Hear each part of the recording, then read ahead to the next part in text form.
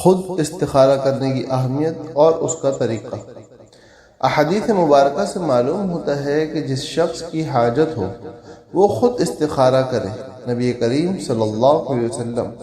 صحابہ کرام رضی اللہ تعالی عنہم کو استخارے کا طریقہ اس اہتمام سے تعلیم فرماتے تھے جیسے قرآن کریم کی صورت یا آیت،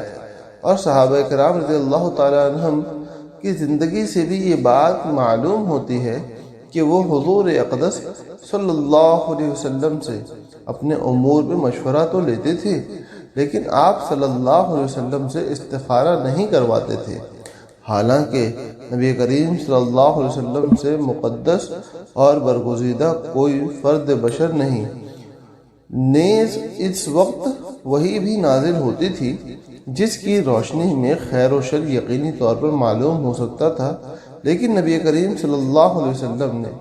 صحابہ کرام رضوان اللہ علیہم اجمعین کے واسطے سے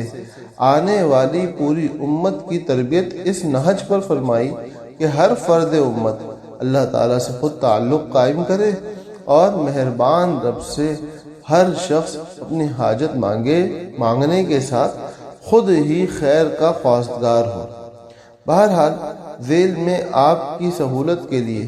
استخارے کا طریقہ بتایا جاتا ہے، اس کے مطابق آپ خود اپنی حاجت کے لیے استخارہ کر سکتے ہیں۔ استخارے کا مسنون طریقہ۔ استخارے کا مسنون طریقہ یہ ہے کہ دن رات میں کسی بھی وقت، بشرطے کہ وہ نفل کی ادائیگی کا مکروہ وقت نہ ہو، 2 رکعت نفل استخارے کی نیت سے پڑھیں۔ نیت یہ ہو کہ میرے سامنے یہ معاملہ یا مسئلہ ہے، اس میں جو راستہ میرے حق میں بہتر ہو اللہ تعالیٰ اس کا فیصلہ فرما دے۔ سلام پھیر کر نماز کے بعد استخارے کی مسنون دعا مانگیں جو حضور صلی اللہ علیہ وسلم نے تلقین فرمائی ہے۔ استخارے کی مسنون دعا: اللہم انی استخیرک بعلمک وأستقدرك بقدرتك وأسألك من فضلك العظيم فإنك تقدر ولا أقدر وتعلم ولا أعلم وأنت علام الغيوب اللهم إن كنت تعلم أن هذا الأمر خير لي في ديني ومعاشي وعاقبة أمري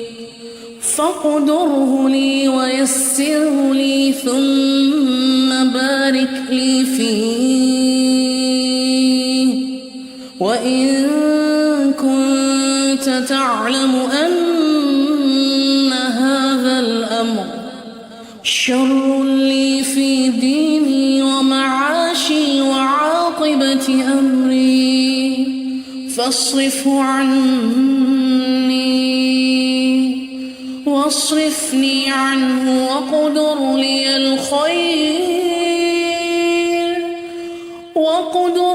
الخير حيث كان ثم أرضني به۔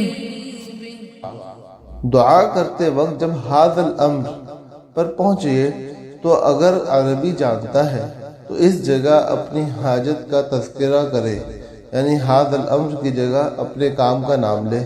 مثلا ھذا السفر یا ھذا النکاح یا ھذا التجارہ یا ھذا البیع کہے، اور اگر عربی نہیں جانتا تو ھذا الامر کہہ کر دل میں اپنے اس کام کے بارے میں سوچے جس کے لیے استخارہ کر رہا ہے۔ استخارے کے بعد جس طرف دل مائل ہو وہ کام کرے۔ اگر ایک دفعہ میں قلبی اطمینان حاصل نہ ہو تو 7 دن تک یہی عمل دہرائے، انشاءاللہ خیر ہوگی۔ استخارے کے لیے کوئی وقت خاص نہیں، البتہ بہتر یہ ہے کہ رات میں سونے سے پہلے جب یکسوئی کا ماحول ہو تو استخارہ کر کے سو جائے، لیکن خواب آنا ضروری نہیں ہے، بلکہ اصل بات قلبی رجحان ہے اور اطمینان ہے۔ اللہ پاک ہم سب کو سنت کے مطابق اپنے اعمال اور امور کرنے کی توفیق عطا فرمائے اور ہم سب کے تمام تر کاموں میں خیر و برکت نازل فرمائے۔ والسلام۔